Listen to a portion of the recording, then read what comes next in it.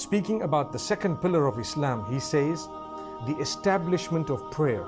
So salah is a pillar, such a strong pillar that if we were to drop it, we would actually be dropping the entire building known as Islam. A person's closeness to Allah subhanahu wa ta'ala is established or gauged by his importance given to salah. How much importance does he give or she give salah?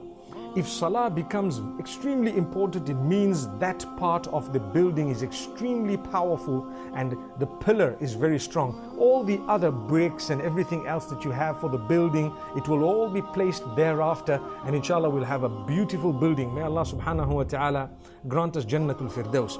But this being a pillar of Islam, it's important for us to recognize that Allah subhanahu wa ta'ala would like this as a link between us and Him, a commitment, something that's going to keep on happening, and the quality of it should be improving as time passes.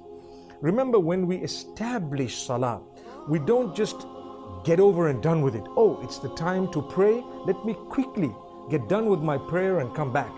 Sometimes that word quickly could be an insult, because we should not be making haste. The Prophet ﷺ says, Salli salata muwadda'in. When you fulfill and establish your prayer, make sure you do it as though it is a farewell prayer.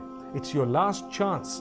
And if you do it like that all the time, one day it will be your last prayer. May Allah subhanahu wa ta'ala make it easy for us.